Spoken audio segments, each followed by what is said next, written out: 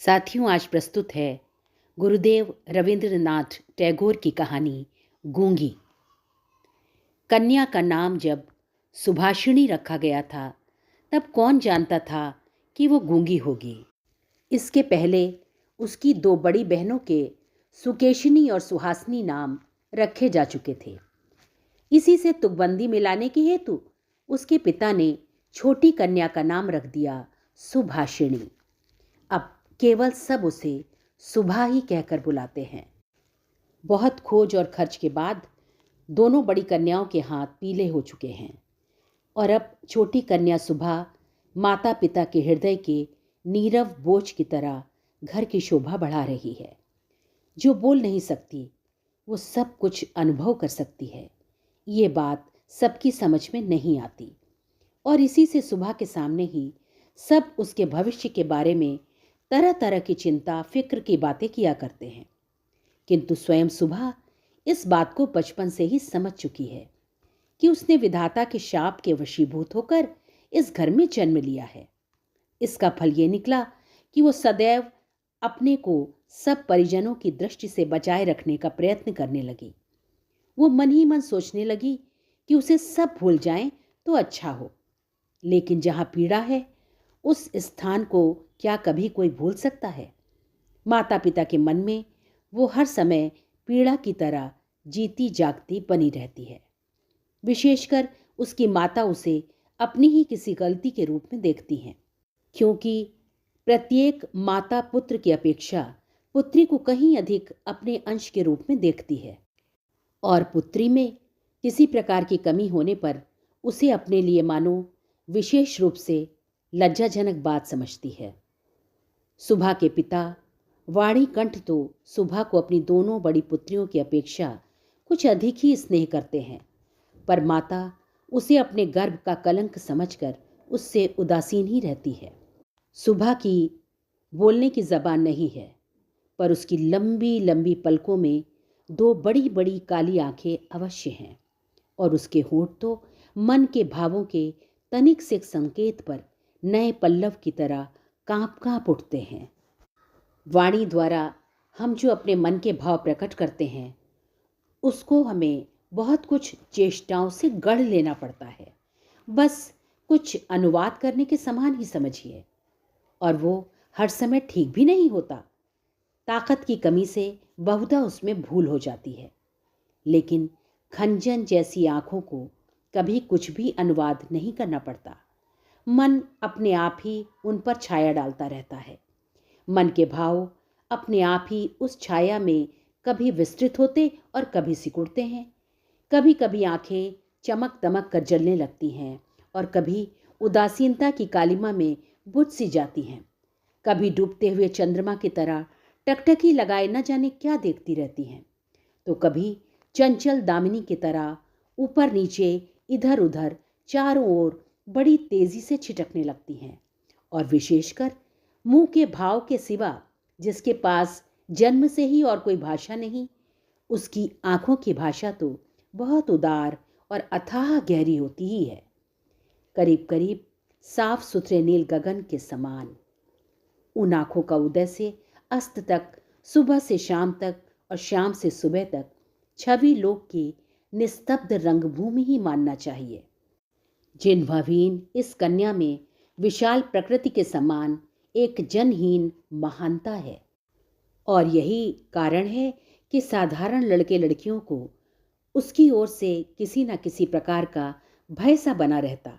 उसके साथ कोई खेलता नहीं। वो नीरव दोपहरिया के समान शब्दहीन और संगहीन एकांत वासिनी बनी रहती। गांव का नाम है चंडीपुर। उसके पास में बहने वाली सरिता बंगाल की एक छोटी सी सरिता है, गृहस्थ के घर की छोटी लड़की के समान। बहुत दूर तक उसका फैलाव नहीं है। उसको तनिक भी आलस्य नहीं। वो अपनी इकहरी देह लिए अपने दोनों छोरों की रक्षा करती हुई अपना काम करती जाती है। दोनों छोरों के ग्रामवासियों के साथ मानो उसका एक न एक संबंध स्थापित हो गया है। दोनों ओर गांव हैं और वृक्षों के छायादार ऊंचे किनारे, जिनके नीचे से गांव की लक्ष्मी सरिता अपने आप को भूलकर शीघ्रता के साथ कदम बढ़ाती हुई बहुत ही प्रसन्नचित्त असंख्य शुभ कार्यों के लिए चली जा रही है। वाड़ीकंठ का अपना घर नदी के बिल्कुल एक छोर पर है। उसका खपच्चियों का बेड़ा, ऊंचा छप्पर गाय घर, भुस का ढेर, आम, कटहल और केलों का बगीचा हर एक नाविक की दृष्टि अपनी ओर आकर्षित करता है। ऐसे घर में आसानी से चलने वाली ऐसी सुख की गृहस्थी में उस गूंगी कन्या पर किसी की दृष्टि पड़ती है या नहीं मालूम नहीं, पर काम धंधे से ज्यों ही उसे तनिक फुर्सत मिलती त्यों ही झट से वो उस नदी के किनारे जा बैठती। प्रकृति अपने पार्श्व में बैठकर उसकी सारी कमी को पूर्ण कर देती है। नदी की स्वर ध्वनि, मनुष्यों का शोर, नाविकों का समधुर गान, चिड़ियों का चहचहाना, पेड़ पौधों की मरमर ध्वनि सब मिलकर चारों ओर के गमनागमन आंदोलन और कंपन के साथ होकर सागर की उत्ताल तरंगों के समान उस बालिका के चिर स्तब्ध हृदय उपकूल के पार्श्व में आकर मानो टूट फूट पड़ती है। प्रकृति के ये अनोखे शब्द और अनोखे गीत, ये भी तो गूंगी की ही भाषा है। बड़ी बड़ी आँखों और उसमें भी बड़ी पलकों वाली सुभाषिणी की जो भाषा है, उसी का मानो वो विश्वव्यापी फैलाव है, जिसमें झिंगुरों की झिनझिन ध्वनि से गूंजती हुई तृणभूमि से लेकर शब्दातीत नक्षत्र लोक तक केवल इंगित, संगीत, क्रंदन और उच्छ्वासें भरी पड़ी हैं। और दोपहरिया को नाविक और मछुए खाने के लिए अपने अपने घर जाते, गृहस्थ और पक्षी आराम करते, पार उतारने वाली नौका बंद पड़ी रहती। जन समाज अपने सारे काम धंधों के बीच में रुककर सहसा भयानक निर्जन मूर्ति धारण करता, तब रुद्र महाकाल के नीचे एक गूंगी प्रकृति और एक गूंगी कन्या दोनों आमने सामने चुपचाप बैठी रहती, एक दूर तक फैली हुई धूप में और दूसरी एक छोटे से वृक्ष की छाया में। सुभाषिनी की कोई सहेली हो ही नहीं, सो बात नहीं। गौ घर में दो गायें हैं, एक का नाम है सरस्वती और दूसरा का नाम है पार्वती। ये नाम सुभाषिनी के मुंह से उन गायों ने कभी भी नहीं सुने, परंतु वे उसके पैरों की मंथर गति को भली भांति पहचानती हैं। सुभाषिनी का बिना बातों का एक ऐसा करुण स्वर है जिसका अर्थ वे भाषा की अपेक्षा कहीं अधिक सरलता से समझ जाती हैं। वो कभी उन पर लाड़ करती, कभी प्रार्थना का भाव दर्शाकर उन्हें मनाती। इन बातों को उसकी सारो और पारो इंसान से कहीं अधिक और भली भांति समझ जाती हैं। सुभाषिनी गौघर में घुसकर अपने दोनों बाहों से जब सारो की गर्दन पकड़कर उसके कान के पास अपनी कनपटी रगड़ती है, तब पारो स्नेह की दृष्टि से उसकी ओर निहारती हुई उसके शरीर को चाटने लगती है। सुभाषिनी दिन भर में कम से कम 2-3 बार तो नियम से गौघर में जाया करती। इसके सिवा अनियमित आना जाना भी बना रहता। घर में जिस दिन वो कोई सख्त बात सुनती, उस दिन उसका समय अपनी गूंगी सखियों के पास बीतता। सुभाषिनी की सहनशील और विषाद शांत चितवन को देखकर वे न जाने कैसे एक अन्य अनुमान शक्ति में उसकी मर्म वेदना को समझ जाती और उसकी देह से सटकर धीरे धीरे उसकी बाहों पर सींग घिस घिस कर अपनी मौन आकुलता से उसको धैर्य बंधाने का प्रयत्न करती। इसके सिवा एक बकरी और बिल्ली का बच्चा भी था। उनके साथ सुभाषिनी की गहरी मित्रता तो नहीं थी, फिर भी वे उससे बहुत प्यार रखते और कहने के अनुसार चलते। बिल्ली का बच्चा चाहे दिन हो या रात, जब तब सुभाषिनी की गर्म गोद पर बिना किसी संकोच के अपना हक जमा लेता और सुख की नींद सोने की तैयारी करता। और सुभाषिनी जब उसकी गर्दन और पीठ पर अपनी कोमल उंगलियां फेरती, तब तो वो ऐसे आंतरिक भाव दर्शाने लगता मानो उसको नींद में खास सहायता मिल रही है। उच्च श्रेणी के प्राणियों में सुभाषिनी को और भी एक मित्र मिल गया था, किंतु उसके साथ उसका ठीक कैसा संबंध था, इसकी पक्की खबर बताना मुश्किल है, क्योंकि उसके बोलने की जिह्वा है और वो गूंगी है, अतः दोनों की भाषा एक नहीं थी। वो था गुसाइयों का छोटा लड़का प्रताप। प्रताप बिल्कुल आलसी और निकम्मा था। उसके माता पिता ने बड़े प्रयत्नों के उपरांत इस बात की आशा बिल्कुल ही छोड़ दी थी कि वो कोई कामकाज करके घर गृहस्थी की कुछ सहायता करेगा। निकम्मों के लिए एक बड़ा सुविधा ये है कि परिजन उन पर बेशक नाराज रहें, पर बाहरी जनों के लिए वे प्रायः स्नेह पात्र होते हैं। कारण किसी विशेष काम में न फंसे रहने से वे सरकारी मिल्कियत से बन जाते हैं। नगरों में जैसे घर के पार्श्व में या कुछ दूर पर एक आध सरकारी बगीचे का रहना आवश्यक है, वैसे ही गांवों में दो चार निठल्ले निकम्मे सरकारी इंसानों का रहना आवश्यक है। काम धंधों में, हास परिहास में और जहाँ कहीं भी एक आध की कमी देखी, वहीं वे चट से हाथ के पास ही मिल जाते हैं। प्रताप की विशेष रुचि एक ही है, वो है मछली पकड़ना। इससे उसका बहुत सा समय आसानी के साथ कट जाता है। तीसरे पहर सरिता के तीर पर बहुधा वो इस काम में तल्लीन दिखाई देता और इसी बहाने सुभाषिणी से उसकी भेंट हुआ करती। चाहे किसी भी काम में हो, पार्श्व में एक हमजोली मिलने मात्र से ही प्रताप का हृदय खुशी से नाच उठता। मछली के शिकार में मौन साथी ही सबसे श्रेयस्कर माना जाता है। अतः प्रताप सुभाषिणी की खूबी को जानता है और कद्र करता है। यही कारण है कि और सब तो सुभाषिणी को सुभा कहते, किंतु प्रताप उसमें और भी स्नेह भरकर सुभा को सू कहकर पुकारता। सुभाषिणी इमली के वृक्ष के नीचे बैठी रहती और प्रताप पास ही जमीन पर बैठा हुआ सरिता जल में कांटा डालकर उसी की ओर निहारता रहता। प्रताप के लिए उसकी ओर से हर रोज एक पान का बेड़ा बंधा हुआ था और उसे स्वयं वो अपने हाथ से लगा कर लाती। और शायद बहुत देर तक बैठे बैठे देखते देखते उसकी इच्छा होती कि वो प्रताप की कोई विशेष सहायता करे, उसके किसी काम में सहारा दे। उसके ऐसा मन में आता कि किसी प्रकार वो ये बता दे कि संसार में वो भी एक कम आवश्यक व्यक्ति नहीं। लेकिन उसके पास न तो कुछ करने को था और वो न कुछ कर ही सकती थी। तब वो मन ही मन भगवान से ऐसी अलौकिक शक्ति के लिए विनती करती कि जिससे वो जादू मंत्र से झट से ऐसा कोई चमत्कार दिखा सके जिसे देखकर प्रताप दंग रह जाए और कहने लगे, अच्छा सू में ये करामात, मुझे क्या पता था।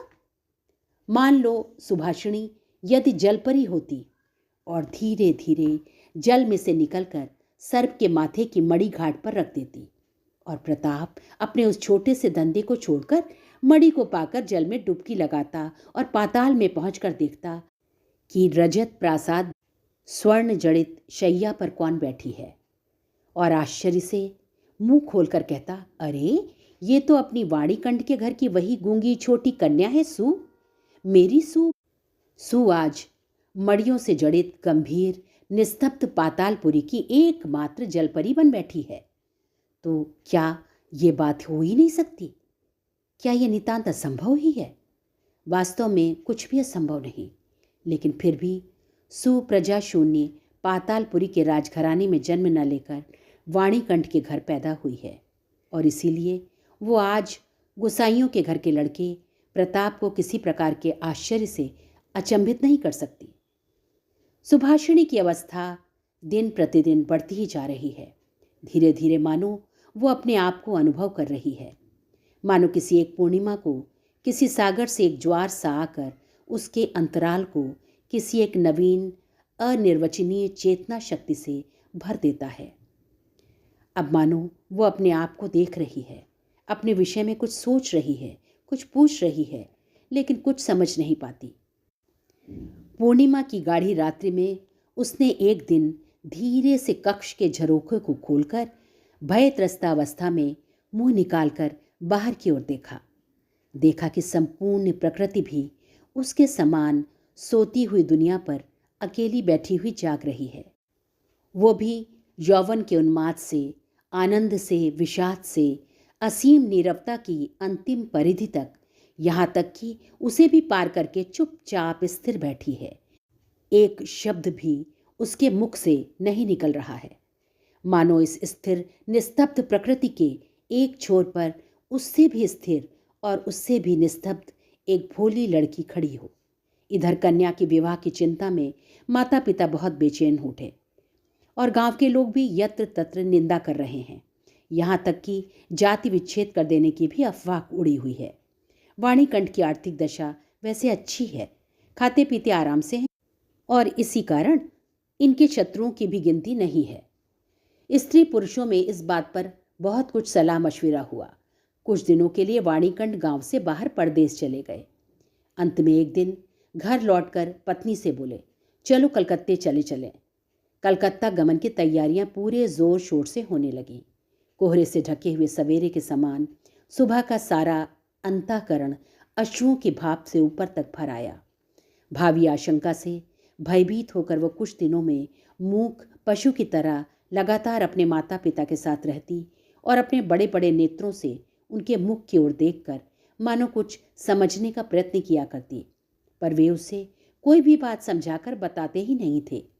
इसी बीच में एक दिन तीसरे पहर तट के समीप मछली का शिकार करते हुए प्रताप ने हंसते हंसते पूछा, क्यों रिसू, मैंने सुना है तेरे लिए वर मिल गया है, तू विवाह करने कलकत्ता जा रही है। देखना कहीं हम लोगों को भूल मत जाना। इतना कहकर वो जल की ओर निहारने लगा। तीर से घायल हिरणी जैसी शिकारी की ओर ताकती और आंखों ही आंखों में वेदना प्रकट करती हुई कहती रहती है, मैंने तुम्हारा क्या बिगाड़ा था। सुबह ने लगभग वैसे ही प्रताप की ओर देखा। उस दिन वो वृक्ष के नीचे नहीं बैठी। वाणीकंठ जब बिस्तर से उठकर धूम्रपान कर रहे थे, सुबह उनके चरणों के पास बैठकर उनके मुख की ओर देखती हुई रोने लगी। अंत में बेटी को ढांढस और सांत्वना देते हुए पिता के सूखे हुए कपोलों पर अश्रु की 2 बूंदें ठुलक पड़ी। कल कलकत्ता जाने का शुभ मुहूर्त है। सुबह ग्वाल घर में अपनी चिर संगिनियों से विदा लेने के लिए गई। उन्हें अपने हाथ से खिलाकर गले में बाहें डालकर वो अपनी दोनों आंखों से खूब जी भर के उनसे बात करने लगी। उसके दोनों नेत्र अश्रुओं के बांध को न रोक सके। उस दिन शुक्ल द्वादशी की रात थी। सुबह अपनी कोठरी में से निकलकर उसी जाने पहचाने सरिता तट के कच्चे घाट के पास घास पर औंधी लेट गई, मानो वो अपनी और अपनी गूंगी जाति की पृथ्वी माता से अपनी दोनों बाहों को लिपटा कर कहना चाहती है, तू मुझे कहीं के लिए मत विदा कर माँ, मेरे समान तू मुझे अपनी बाहों से पकड़े रख, कहीं मत विदा कर। कलकत्ते के एक किराए के मकान में एक दिन सुबह की माता ने उसे वस्त्रों से खूब सजा दिया, कसकर उसका जोड़ा बांध दिया, उसमें जरी का फीता लपेट दिया, आभूषणों से लाद कर उसके स्वाभाविक सौंदर्य को भरसक मिटा दिया। सुबह के दोनों नेत्र अश्रुओं से गीले थे। नेत्र कहीं सूख न जाए इस भय से माता ने उसे बहुत समझाया बुझाया और अंत में फटकारा भी, पर अश्रुओं ने फटकार की कोई परवाह न की। उस दिन कई मित्रों के साथ वो कन्या को देखने के लिए आया। कन्या के माता पिता चिंतित, शंकित और भयभीत हो उठे, मानो देवता स्वयं अपनी बलि के पशुओं को देखने आए हों। अंदर से बहुत डांट फटकार बताकर कन्या के अश्रुओं की धारा को और भी तीव्र रूप देकर उसे निरीक्षकों के सम्मुख भेज दिया। निरीक्षकों ने बहुत देर तक देखभाल के उपरांत कहा, ऐसी कोई बुरी भी नहीं है। विशेषकर कन्या के आंसुओं को देखकर वे समझ गए कि इसके हृदय में कुछ दर्द भी है। फिर हिसाब लगाकर देखा कि जो हृदय आज माता पिता के बिछोह की बात सोचकर इस प्रकार द्रवित हो रहा है, तो अंत में कल उन्हीं के काम वो आएगा। सीप के मोती के समान कन्या के आंसुओं की बूंदें उसका मूल्य बढ़ाने लगी।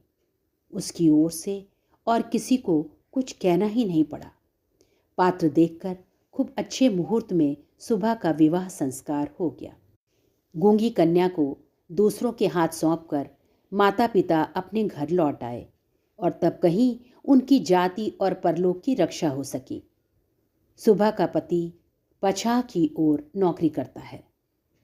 विवाह के उपरांत शीघ्र ही वो पत्नी को लेकर नौकरी पर चला गया। 1 सप्ताह के अंदर ससुराल के सब लोग समझ गए कि बहू गूंगी है, पर इतना किसी ने न समझा कि इसमें उसका अपना कोई दोष नहीं। उसने किसी के साथ विश्वासघात नहीं किया है।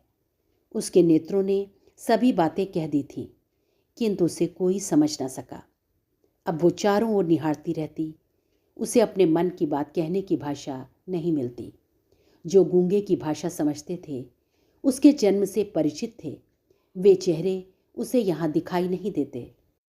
कन्या के गहरे शांत अंतःकरण में असीम अव्यक्त क्रंदन ध्वनित हो उठा और सृष्टिकर्ता के सिवा और कोई उसे सुन ही न सका।